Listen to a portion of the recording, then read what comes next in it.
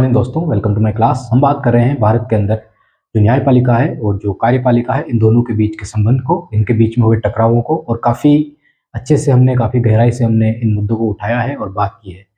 हमने ये समझने की कोशिश की है कि जो शुरुआत में जो हमारी न्यायपालिका थी वो उसकी स्थिति निरंतर बदलती रही और आगे चलकर कुछ सालों बाद, 25-30 सालों बाद उन्होंने खुद को स्वतंत्र ही घोषित कर दिया और कहा कि सरकार के जो फैसले हैं उन फैसलों के साथ हम नहीं चल सकते हैं। हम तय करेंगे कि जो संविधान में लिखा है उसके हिसाब से सरकार चल रही है कि नहीं चल रही है। सरकार के 3 अंग होते हैं मुख्य रूप से, लेकिन एक वक्त ऐसा आया जब सरकार ने तीनों अंगों का यूज़ खुद अपने ही हिसाब से करने लग गई थी। मतलब कि न्यायपालिका में जजों की नियुक्ति अपने हिसाब से करती आ रही थी।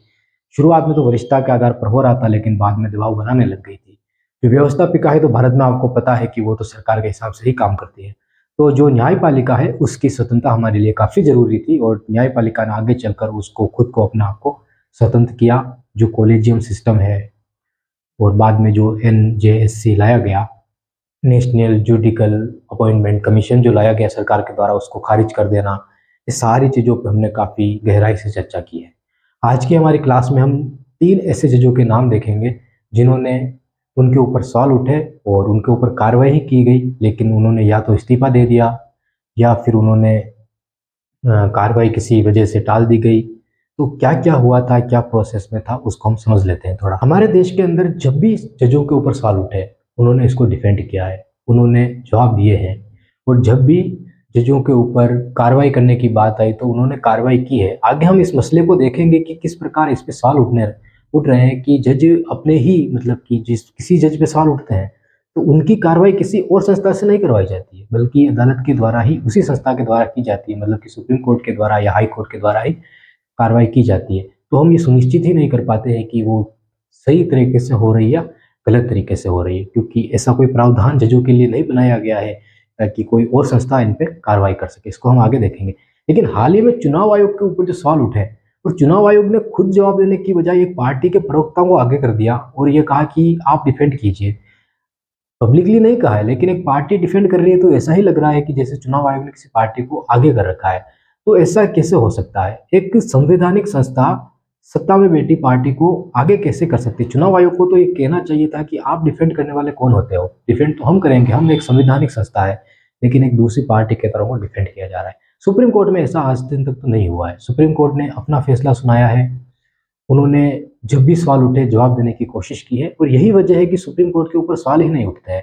सुप्रीम कोर्ट के फैसले सभी मानते हैं। अब चुनाव आयोग के जो फैसले हैं वो विपक्ष मान ही नहीं रहा है। उनकी SIR की जो प्रक्रिया है उनके ऊपर कितने सवाल उठे। जब मामला सुप्रीम कोर्ट में गया तो सुप्रीम कोर्ट के द्वारा पूरे SIR प्रक्रिया को ही बदल दिया गया। उनके आधार कार्ड को नहीं ले रहे थे, लेना पड़ा। जो लिस्ट वो नहीं दिखा रहे थे उनको दिखानी पड़ी। कारण क्या है? चुनाव आयोग की चुप्पी।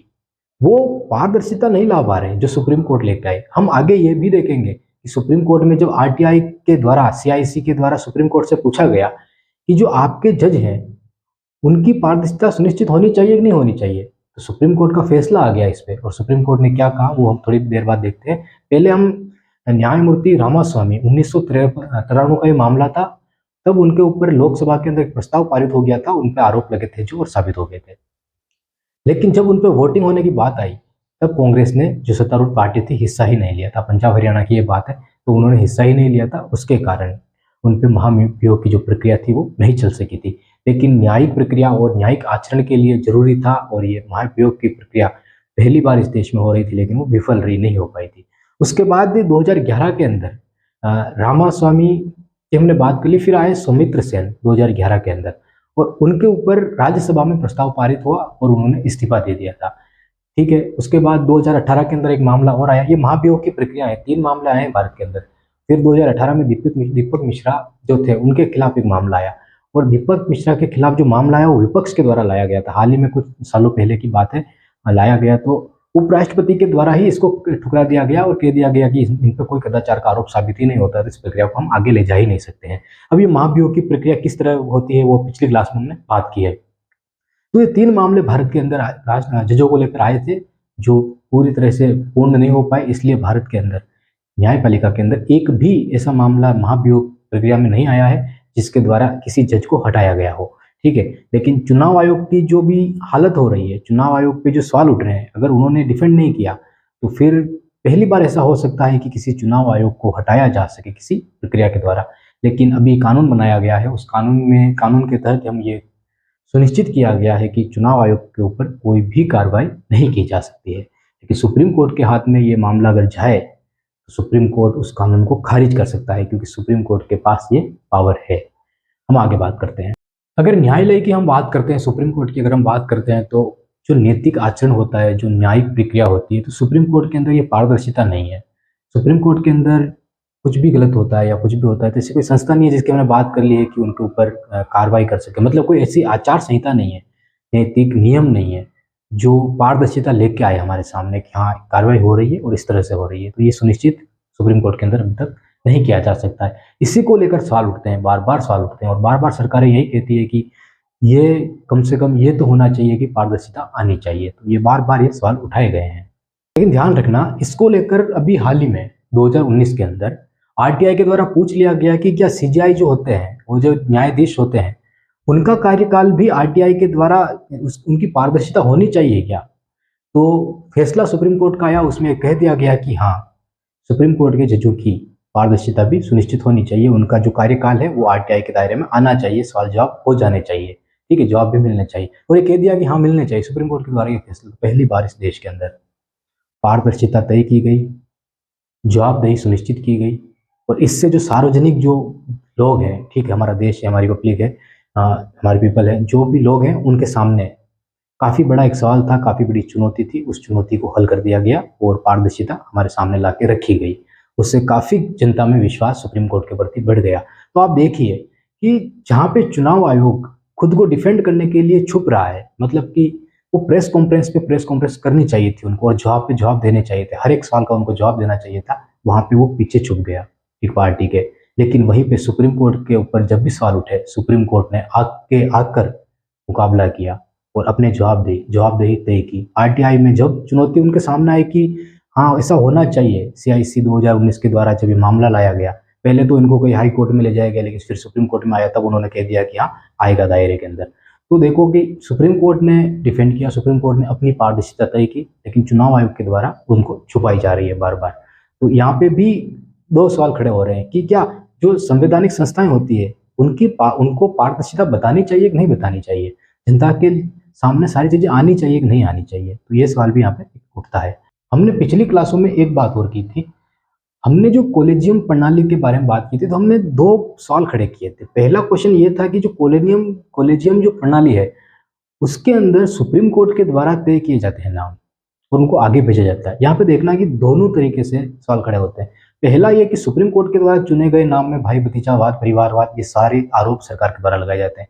दूसरा, सुप्रीम कोर्ट के द्वारा लिस्ट आगे भेजी गई, उस लिस्ट को टाइम पर साइन नहीं करके वापस सुप्रीम कोर्ट में नहीं भेजा जाता है। इसके कारण सुप्रीम कोर्ट में नियुक्ति में देरी होती है और सुप्रीम कोर्ट को मजबूरन दूसरे नाम भेजने पड़ते हैं। काफी बार ऐसा हुआ है। तो ये दोनों सवाल कॉलेजियम प्रणाली पर सवाल मतलब कि एक चुनौती तय करते हैं कि पारदर्शिता यहाँ पे नहीं है, यहाँ पे अस्पष्टता झलकती है, ठीक है, तो इसको ठीक करने की आवश्यकता है। कई बार इसको लेकर काफी जो सार्वजनिक लोग होते हैं, जो समाजवादी लोग होते हैं, उनके द्वारा काफी बार प्रस्ताव दिया गया कि आप इसको इस तरह से ठीक कीजिए। अब यहाँ पे ध्यान रखना, सुप्रीम कोर्ट में शिकायत आती है किसी जज के द्वारा या किसी भी, तो उनकी जो शिकायत है, उन पे जो कार्रवाई होगी या जांच होगी, वो जजों के द्वारा ही की जाएगी। एनजेएससी जो लाया गया, ठीक है, वो इसी को लेकर लाया गया था, लेकिन सुप्रीम कोर्ट ने खारिज ये कहते हुए कर दिया कि इसमें सरकार का दबाव ज्यादा हो रहा है, हस्तक्षेप ज्यादा हो रहा है, इसलिए अगर यही हो गया तो सरकार के सुप्रीम कोर्ट मतलब स्वतंत्र ही नहीं रह पाएगी। अब देखना यहाँ पे दूसरी चीज, चुनाव आयोग जो अभी हुआ था, अभी जो चुनाव आयोग पैनल चुना गया, वो प्रधानमंत्री और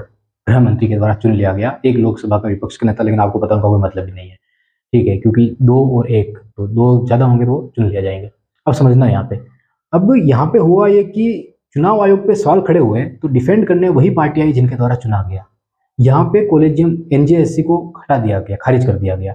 अब सुप्रीम कोर्ट पे सवाल खड़े हुए तो सुप्रीम कोर्ट खुद आगे आया, क्योंकि जिस पार्टी के द्वारा वो एनजेएससी लाया गया उसको खारिज कर दिया गया, मतलब उस पार्टी को ही खारिज कर दिया गया, उस पार्टी की बात नहीं मानी गई। तो डिफेंड करने के लिए कोई पार्टी आगे नहीं आई, अब खुद सुप्रीम कोर्ट को आना पड़ा, क्योंकि सुप्रीम कोर्ट ने खुद को स्वतंत्र किया है, तो जवाब भी कौन देगा? सुप्रीम कोर्ट देगा। यहीं पे चुनाव आयोग खुद को स्वतंत्र नहीं रख पाया।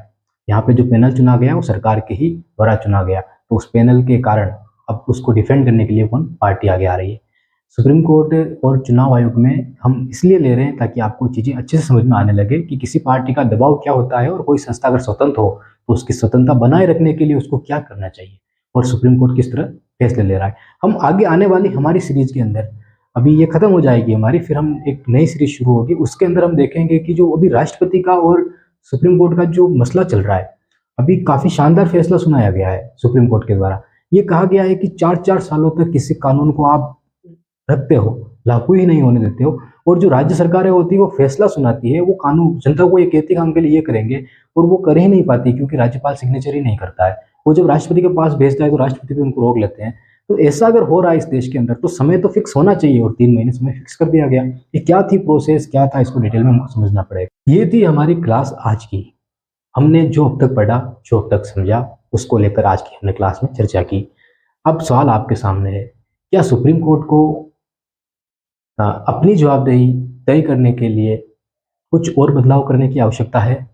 क्या सुप्रीम कोर्ट के सामने ये सवाल खड़ा होता है कि वो जो कॉलेजियम सिस्टम है उसकी पारदर्शिता तय करें, किस प्रकार जजों का चुनाव हो रहा है वो बताएं? लेकिन यहाँ पे एक सवाल और खड़ा होता है कि अगर ये सारी चीज़ें हमारे सामने आ गई तो सरकार काफ़ी अच्छे से उन पे दबाव बना लेगी, वो उन जजों से संपर्क कर लेगी। लेकिन यहाँ पे एक सवाल और खड़ा होता है कि बार-बार किसी जज का बेटा ही जज बन रहा है, तो ये कैसे हो सकता है?